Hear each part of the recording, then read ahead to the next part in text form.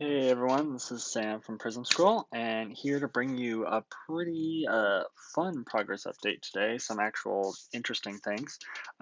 Two major things happened today. One is that you can now select the you can now select custom Eldritch invocations that you've made. So basically the ones from Xanathars, you're going to be able to pick now if you import them or create them in the custom creator.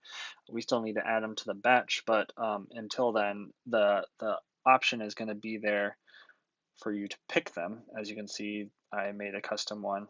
I also changed how this appears to the new interface, basically with the card, so it's more consistent, and you can switch it out. And then this is a little bit more friendly to see what you can actually pick or not, and that sort of thing. So that got improved. So that's a good, nice thing. And then the thing that I think is more exciting is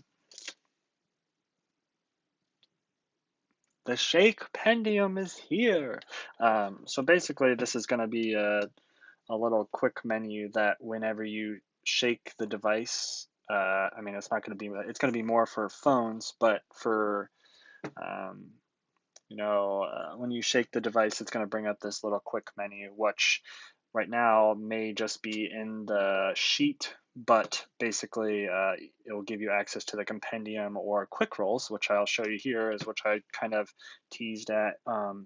Quick rolls is going to be our new like saved pop-up roll interface. So basically this is an example of a skill check. So basically it builds rolls. So basically what you're going to be able to do is you can either roll that, and then you can kind of see how it's broken down, or you can add things to it for, if it's more complex. Let's say, you're doing homebrew and you want to add just 3 or something like that. You can add extra things to that. So this will work for dice checks, but you're also going to be able to add dice. So this is, for example, when this is gonna allow bring back our rolling for spells and weapons. So it will separate them so that, for example, I'll show you here. Let's say I have my short sword. It's going to separate them by, the check itself. So like your to hit check and then your damage roll. So for example, I'm kind of working through this right now, but basically, let's say you're doing the damage, you want to add your ability modifier, which is strength, for example, and you add that to the dice. So basically, if you pass the skill check, it will roll, and then it will also roll the damage at the same time. It will roll those items separately because it's divided up into two groups. You got the check add addition stuff, and then you have the dice addition stuff. So I think that's going to be pretty nice. I think it's this this big huge list might this is probably what I think is going to be the most cumbersome slash most room for improvement. Basically, maybe what I'm thinking right now is trying to whittle down the list on things that you can't add again. So, for example, you can only have one dice check. So, basically, maybe not having that in the list in the first place if you already have it. So, kind of do some pre list presentation checking so that we eliminate all these options, because there's a ton of options in the list and that's just going to make it intimidating.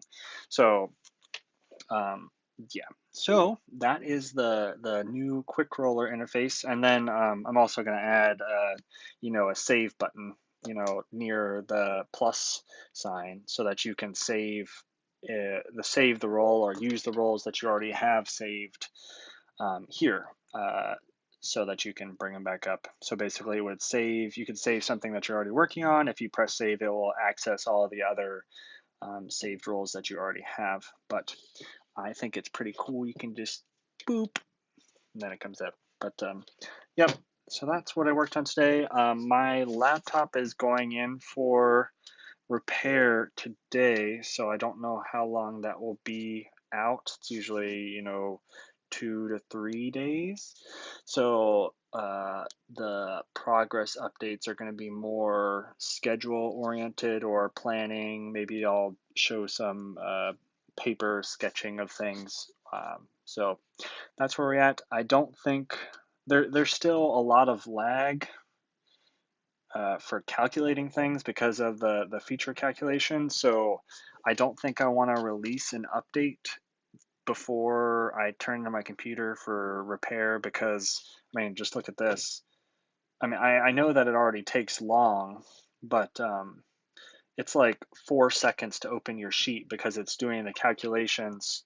Basically, the page, which we already know has problems, this page is already really laggy because it's calculating those mods based on, your class and all the features now.